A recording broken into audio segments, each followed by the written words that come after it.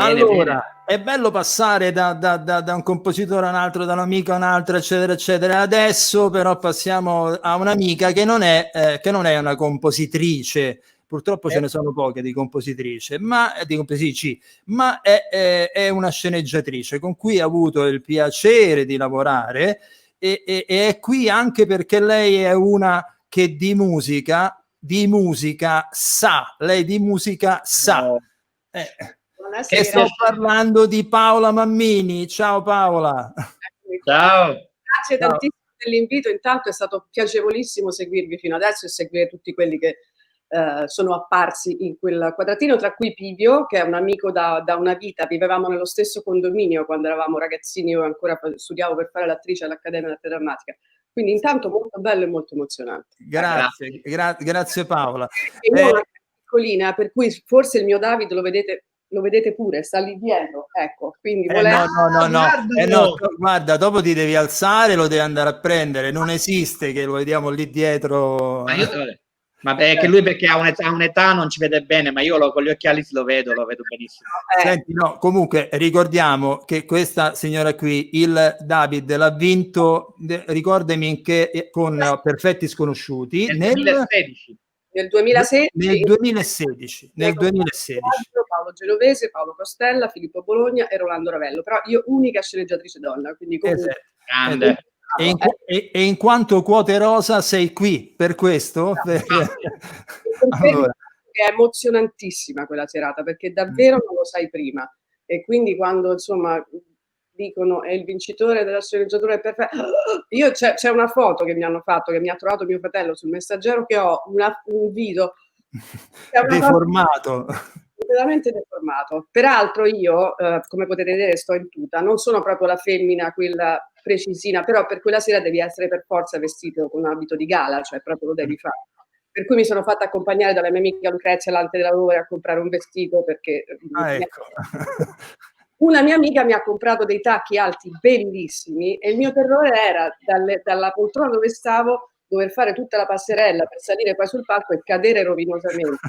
Invece l'adrenalina è tale per cui poi non sono caduta, ma quando sono tornata a casa la notte non avete idea di come stessero le mie gambe, proprio sono negata sui tacchi.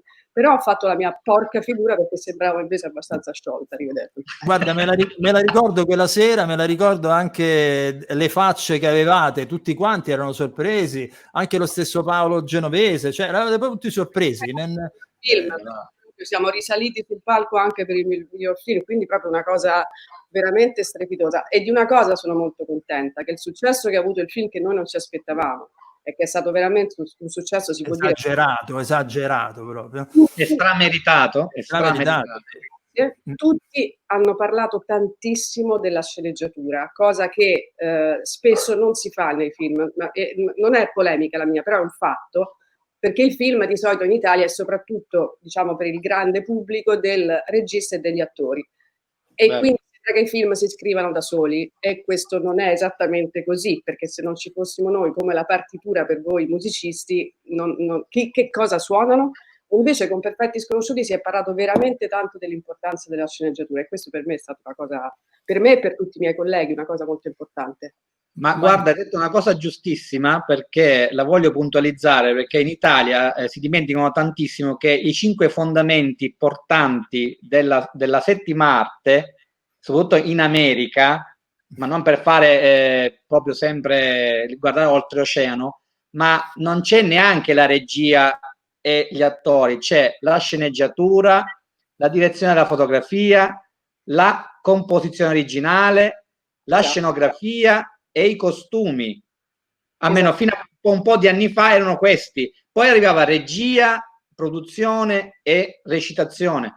Oggi si sono dimenticati tutti quanti, ma senza la sceneggiatura e senza la musica e senza la fotografia il film non ci sarebbe. Esatto. Ma peraltro diciamo compagna di sfiga, nel senso della sceneggiatura, chi si occupa di sceneggiatura e chi si occupa di musica sono quelli proprio che chi saranno. Esatto. Quindi il lavoro mio e anche il lavoro vostro, cioè di musicisti, cioè, è così bello poi quando insieme, come è successo con te, si lavora insieme partendo dal personaggio, quindi una melodia e delle armonie giuste per quel personaggio, è bellissimo andare a pensare insieme alla canzone giusta per una certa scena, no, è una cosa meravigliosa. E devo dire che, ecco, in Perfetti Sconosciuti la canzone di Bungaro e Cesare Chiodo, cantata da Fiorella Mannoia per Perfetti Sconosciuti, è stata un altro bellissimo. Io sono diventata molto amica di Bungaro e Cesare, cioè è proprio bello lavorare insieme a costruire tutto queso, che appunto non è poca cosa nel film, ecco, diciamo. Io con Cesare ci suonavo negli anni '80, ti voglio dire questo, quindi è persona simpaticissima, quindi comprendo perfettamente. Come mi ricordo perfettamente il momento in cui io lavoravo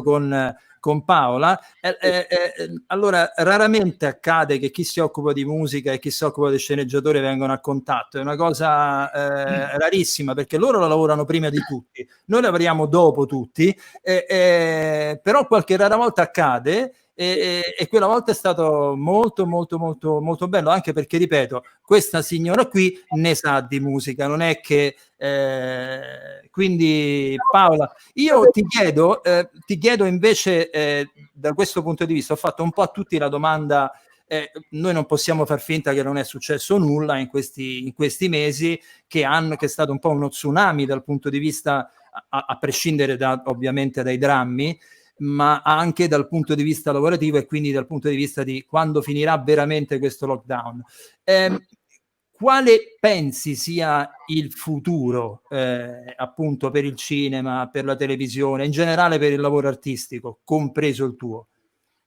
Guarda, per quanto mi riguarda, proprio soggettivamente, personalmente, mi ritengo per adesso molto fortunata perché sto lavorando tanto, perché chiaramente noi scriviamo, quindi lo possiamo fare. Cioè la mia vita sinceramente non è molto cambiata con lockdown, nel senso che io passo più o meno tutta la mia vita davanti al computer, ogni tanto vado in giardino col mio cane, però quella è la mia vita, quindi la mia vita è rimasta abbastanza uguale. Per fortuna continuo a scrivere cose che si spera un giorno verranno prodotte e realizzate. La mia sensazione è che non vuole essere pessimistica. Io spero che alla fine di tutto questo le persone abbiano una voglia sconsiderata di ritornare al cinema, di ritornare al teatro, di ritornare a sentire concerti.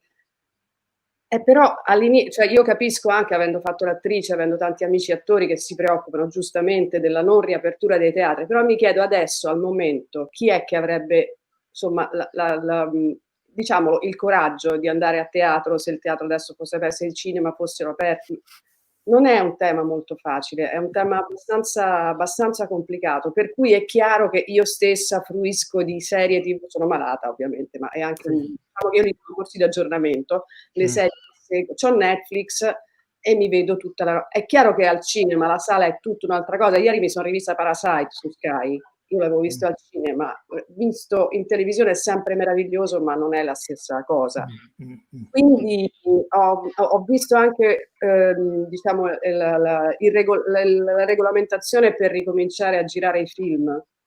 Mi sembra veramente, ma così complicato. Assurda. Quasi a livello ridicolo, quasi ridicolo. Quindi devo dire che ho un po' paura, però io spero, mi auguro, insomma, che la responsabilità personale di ognuno di noi faccia sì che questo stupidino a un certo punto lo sconfiggiamo, perché dipende solo da noi, da come ci comportiamo noi. E quelli che sfidano il virus dicendo chi se ne frega del decreto, io esco senza maschera, sei un cretino, perché così il contagio non si ferma più. Per cui... Guarda, io a Milano i cretini li vedo tutti i giorni, quindi... il video dei Navigli, cioè una cosa mostruosa. Guarda, è da rabbrividire, è veramente la sagra del rincoglionito. Scusate, non si dice la parolaccia, ma è proprio da affibbiargliela, perché non è che ti hanno detto di uscire e devi fare la pazza gioia, per citare Paolo Virzì. Cioè, non è così. Esatto. Devi essere assennato. Io volevo chiedere a Paola una cosa, una curiosità proprio che chiedo a chi appunto costruisce e crea le storie. Immagino che ci sarà già qualcuno che penserà di raccontare questi 2 mesi o qualche storia legata a questo assurdo esperimento sociale a cui abbiamo partecipato. Vedendola dal tuo punto di vista, è complicata come raccontare dal punto di vista cinematografico quello che abbiamo vissuto? Guarda, io ti dico, la mia, ovviamente posso parlare solo per me, molto poco dopo l'inizio del lockdown mi è stato offerto di partecipare a scrivere un film, non dirò assolutamente la produzione, Sì.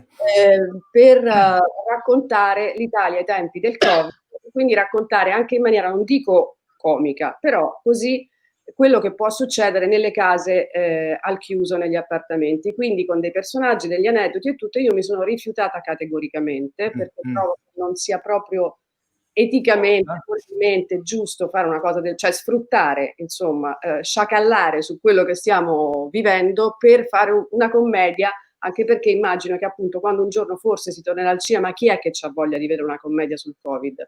Quello che io penso è che fra un bel po', ma tanto po', sarebbe interessante pensare di realizzare delle serie tipo Chernobyl, cioè delle cose serie, non l'Italia ai tempi del Covid, perché appunto lì il soggetto avrebbe previsto di raccontare due che si stavano divorziando e che invece il lockdown li tiene uniti, un amante, un altro che non si riesce a chiamare, due gay, perché ovviamente bisogna mettere i gay per fare i fichi, che finiscono... Ho capito. Io vedo anche che tanti invece raccolgono storie per fare Io non sono tanto d'accordo, sinceramente. Concordo. Cioè, penso che anche noi autori dobbiamo fare una riflessione proprio su questo, perché è chiaro che sta dentro raccontare le sensazioni, le emozioni, le fragilità di ognuno di noi, però in una maniera rispettosa del dolore anche di tutti i morti che ci sono stati. Lo dico proprio, almeno io. Quindi magari aspettare, avere una distanza un po' maggiore rispetto a quello. Sì. Per pensare di scrivere. Paola, io ti ringrazio. Sei stata... Non ti ho fatto vedere il David. Vabbè. Il David. No. Allora, Ma è una scappata senza tacchi. Alzati pure. Dove sono i tacchi? I tacchi non... Perché sono fatta così. Guarda come sto. No, hai fatto bene. Vediamo che meraviglia. Questo è il David. È David. Vabbè. Grande, Perfetti sconosciuti, film straordinario, grande, straordinario veramente, straordinario. Ma quindi ve ne hanno dati uno a testa di tutti i sceneggiatori.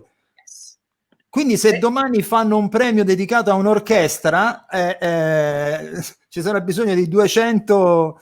In realtà no, ne danno uno, poi la produzione che carinamente può chiedere di avere la copia. Ok. Però tutti eravate in 5, quindi voglio dire... No, sai, ai tempi del Covid, quasi quasi se non c'è il lavoro, li mettono tutti insieme, li fondono, qualcosa viene fuori. Va bene. Paola, ciao, auguri e a prestissimo, perché una delle puntate monografiche che faremo prossimamente la facciamo appunto proprio con Paola Mammini, cercando di parlare tra l'usco e il brusco di questo appunto rapporto tra sceneggiatura e musica. Ok? Giuro, non mi metterò i tacchi, sappilo. No, guarda, non c'è bisogno. Sei così bella così senza tacchi. Va benissimo così. Ciao Paola. Ciao, grazie mille, buon proseguimento. Ciao. Ciao.